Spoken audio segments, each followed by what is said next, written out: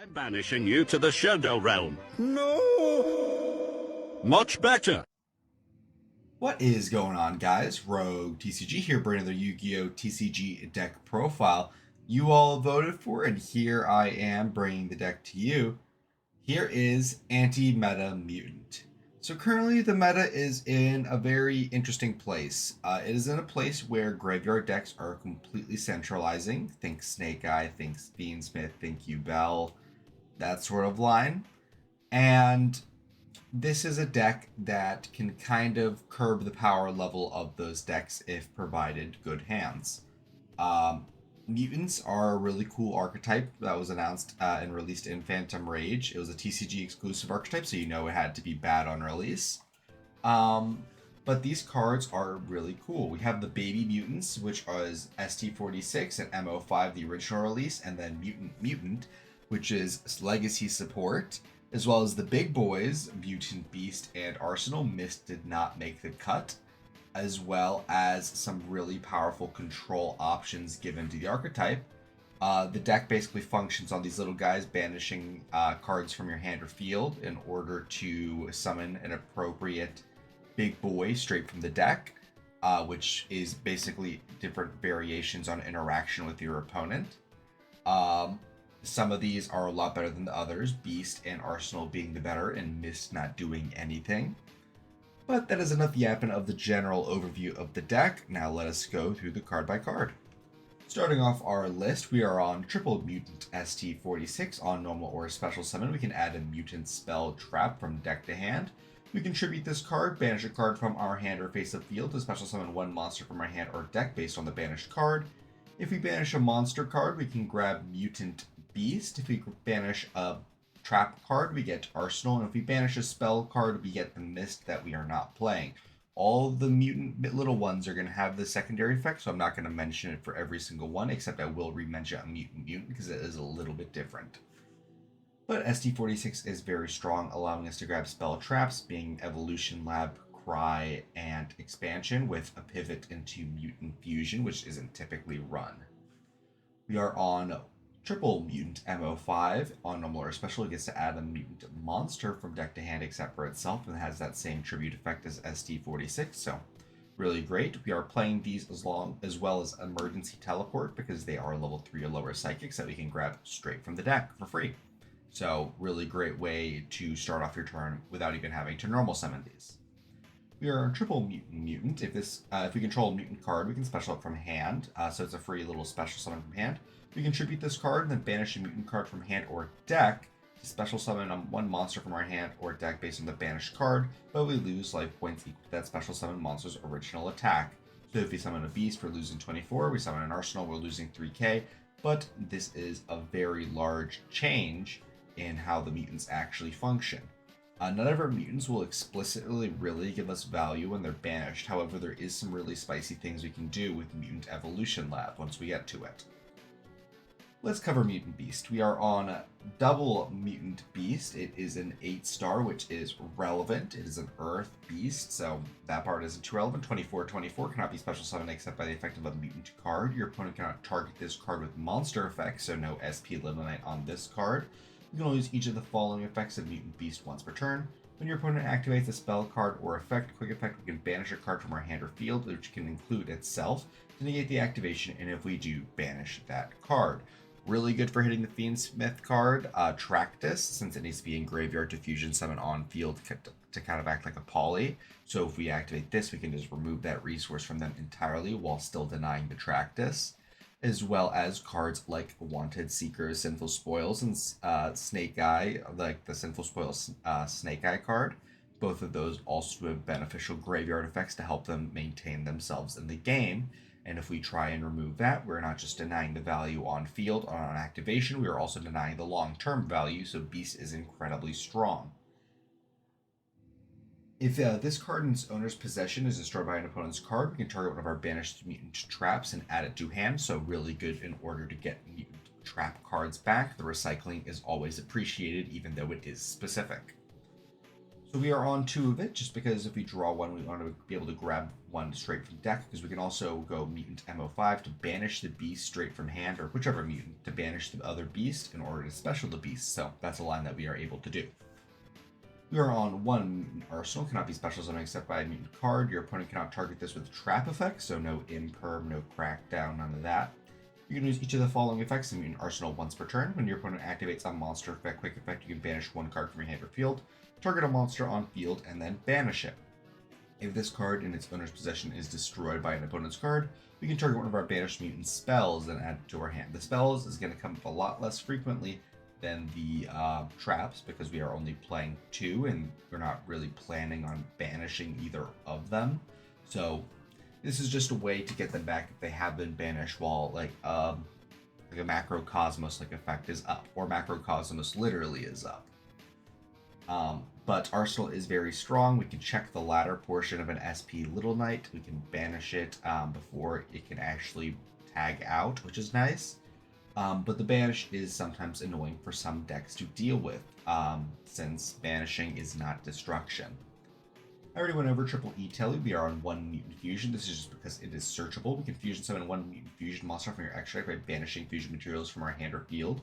If our opponent has activated a card or effect this turn, we can use up to 1 monster from our deck and graveyard as fusion material, basically turning this into a mix between like Shaddoll and Necro Fusion if our opponent has interacted with us. So this is like the triple tactics talents of the archetype, kind of, where if they have done something to us, we basically get a really broken version of our fusion spell.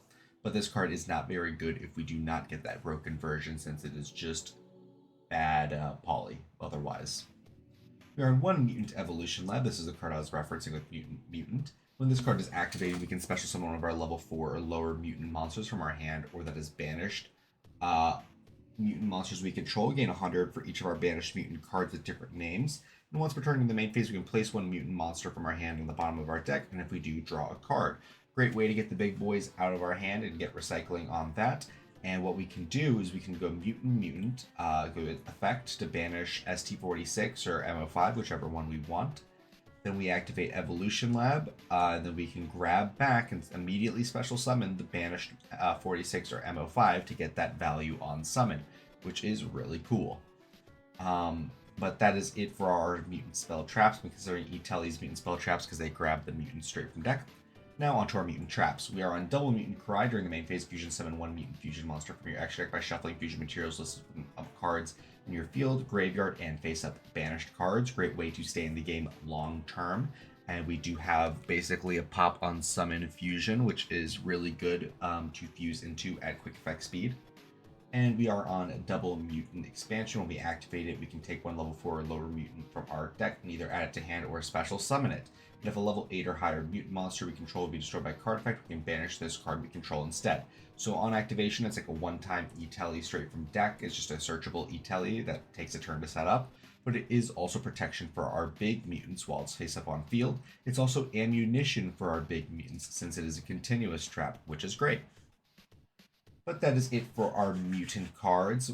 We are only playing the small amount because we do want to be playing non-engine in this deck. For non-engine, we are on 2 Necrophase. This is a personal preference choice of mine. I don't think this is optimal, really. Probably generic stuff would go better here. But I am on 2 Necrophase. These are very, very funny targets to banish off of the mutant effects to summon the big mutants straight from deck. And sometimes you get lucky. Sometimes you hit Necrophase off Necrophase and they banish 10. And banishing 10 against some decks just kind of means they lose the game because you might be able to remove critical resources from them. But I just think this is a funny card. It can also recycle all our banished cards when normal summon. So this is just the fun inclusion, I guess. We're on triple Pot of Prosperity in order to find our cards. We don't really care too much about the extra deck, but we care just enough where we're not going to be playing Extrav.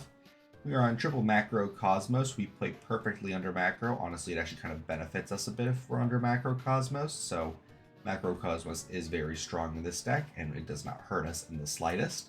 We're on double Crackdown in order to take our opponent's monsters so we can then banish them to summon our mutant cards. Crackdown is also very good at the moment for some reason. I say some reason, like I don't know. If you crack down, take your opponent's Fiendsmith as they activate the Requiem in graveyard to equip it to the Fiendsmith, it basically turns off the entire Fiendsmith portion of their turn, leaving them with nothing on board, which is really funny. So I just took that as my like trap card of choice. We are on hand trap prevention options of one called by the grave and double triple tactics talents, as well as hand traps of triple infinite impermanence for it being good going first or second, as well as dimension shifter just being a really powerful card. And if it's not being a powerful card, like we have a card in graveyard, it's fodder for our mutants, which is great. But that's it for our main deck, a nice solid 40. Now let us get to our extra deck. In our extra, we are on one relinquished animal because we have a level 1 monster, so it's something we can play. Ivy Masquerena. A Cross Sheep actually does come up in this list because we are frequently summoning fusion monsters to our field, and Cross Sheep does trigger on our opponent's turn, so it triggers off of Mutant Cry, allowing us to summon a mutant back from graveyard if we don't have like macro or something up, basically letting us search again and just kind of trying to win that value war against our opponent. So Cross Sheep actually does have a very nice place in this deck, I feel like. One SP Little Knight, that's also why we're playing the Anima, just so we can get that online easier. One Apollosa and one Underworld Goddess for problematic cards. I did mention that this is an 8. This is also an 8. Arsenal is also a level 8 monster. So we are playing one Sanaphon, this guy Prison, nice anti-meta option. One Galaxy Eyes Photon Lord, since we actually don't have monster negates in Archetype. If we have extra...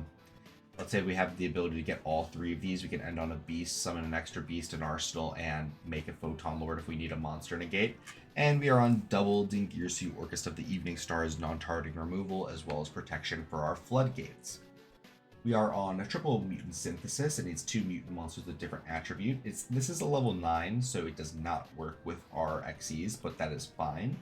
If this card is fusion summoned, we can target one card on field and destroy it. When your opponent activates a card or effect, quick effect, we can activate this effect. For the rest of the turn, this face-up card is unaffected by the effects of opponent's cards that are the same type as the thing they just activated. And if this fusion summoned card you control is destroyed by an opponent's card, we can add one of our banished mutant cards to our hand. This one's the best one if it gets destroyed. This one also protects itself by making it unaffected to whatever our opponent most recently activated, which is really cute.